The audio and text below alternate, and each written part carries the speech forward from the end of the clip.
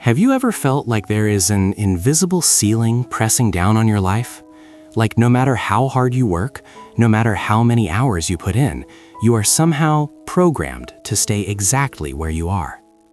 Maybe you've looked at your bank account, your career, or your relationships and thought, this is just how it's meant to be for someone like me. If you've ever felt stuck in a loop of mediocrity, I want to tell you something that might be hard to hear. You aren't stuck because of your circumstances.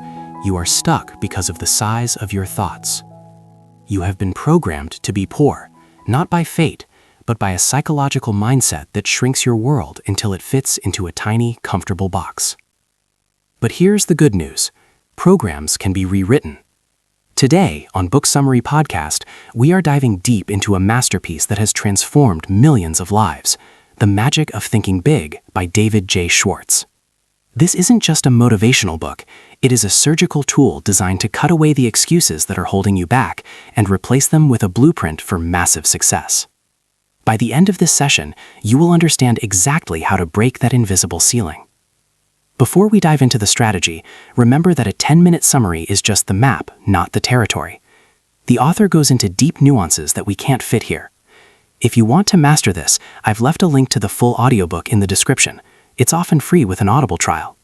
Grab it so you can learn while you commute, because the way you feed your mind during your dead time determines your future. Let's start with the first major hurdle. Why do most people fail? It's not a lack of talent or luck, it's a disease.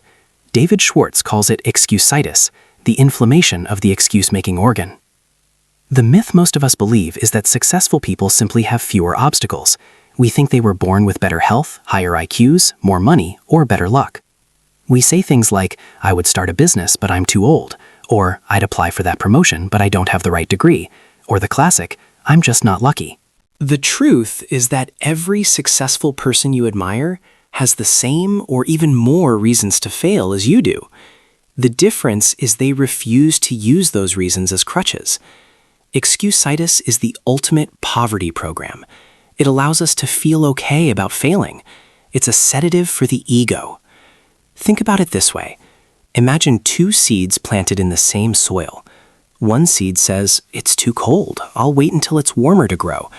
The other seed says, it's cold, so I better grow deep roots quickly to stay warm. Which one survives the winter? The one that looked at the environment as a challenge to overcome, not an excuse to remain a seed. I want you to be honest with me for a second. Pause right here, go down to the comments and type out the one excuse you've been using lately to justify why you haven't taken that big step. Is it, I don't have time? Is it, I'm too tired? Be brave and type it out. Identifying the virus is the first step to curing the disease. I'll wait. Go ahead. Now, how do we cure excusitis? Schwartz identifies 4 common forms: health, intelligence, age, and luck. If you think you aren't smart enough, remember that interest and enthusiasm are far more important than intelligence. A person with a 100 IQ who is deeply passionate will always outperform a person with a 150 IQ who is cynical and lazy. If you think you're too old or too young, remember that the right time is always now. Success doesn't have a birth certificate.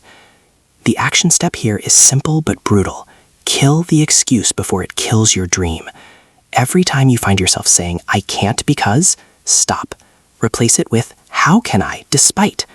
This shift in language is the first step in deprogramming the poverty mindset. Moving into our second takeaway, we have to talk about the silent killer of big dreams, fear. The myth is that confident people are born without fear. We look at CEOs, public speakers, or bold entrepreneurs and think they have some special courage gene that we lack. We wait to feel ready or confident before we take action. The truth is that confidence is a result, not a prerequisite. Everyone feels fear. The difference is that successful people know that action cures fear. Indecision and postponement, on the other hand, fertilize fear. The longer you wait to do the thing you're afraid of, the bigger that fear grows in your mind until it becomes a monster. Think of it like a cold swimming pool. You can stand on the edge for 30 minutes, dipping your toe in, shivering, and convincing yourself that the water is freezing.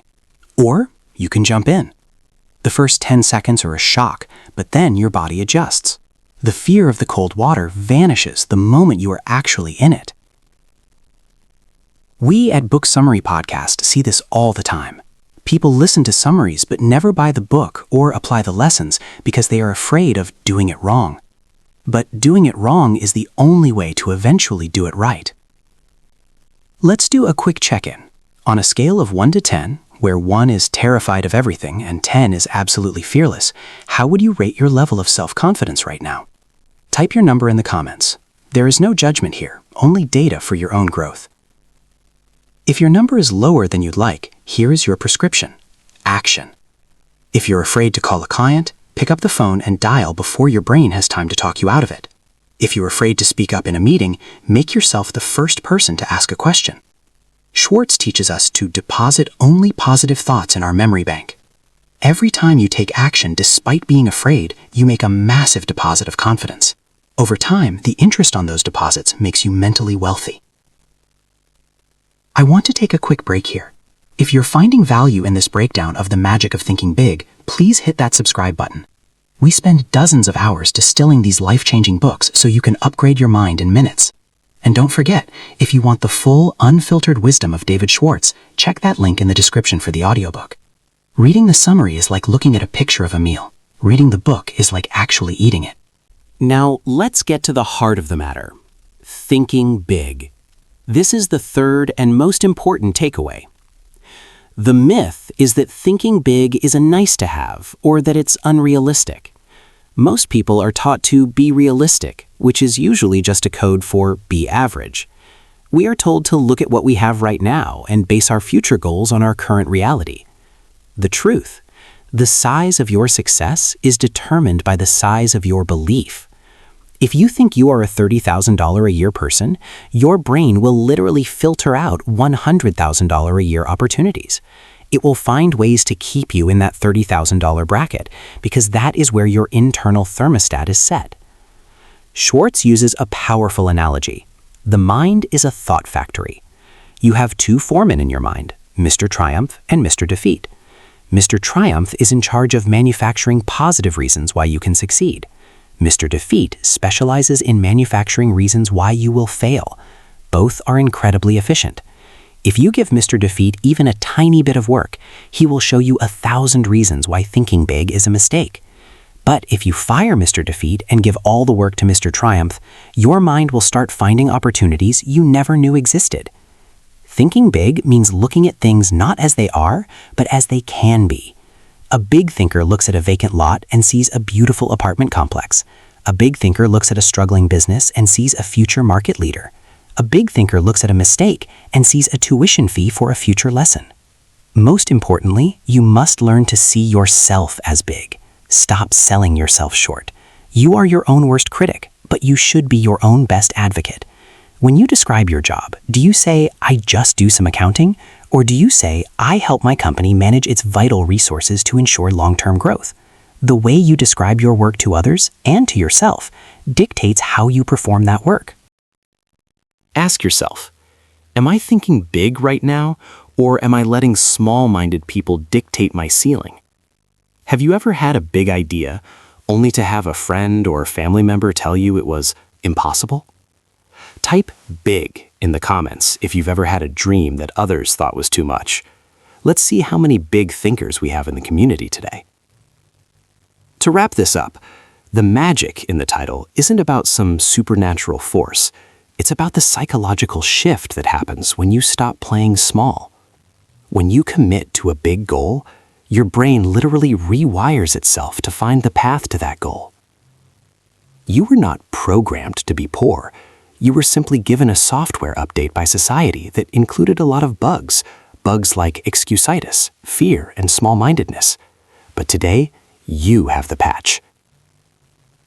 Here is your action plan for the next 24 hours. First, catch yourself making one excuse and immediately correct it.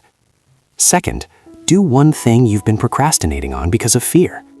Third, take your biggest goal and double it. Just for a moment, imagine what you would have to do to achieve a goal twice as large as your current one. That's the magic of thinking big. The world will never pay you more than you think you are worth. It's time to raise your price. Thank you for spending this time with us. Remember, this summary is your starting point, but the full journey is in the book itself. Check the link in the description to get the full audiobook and start your transformation today. Subscribe to Book Summary Toddcast for your weekly dose of mental growth. See you in the next video. Think big, because you are capable of so much more than you realize.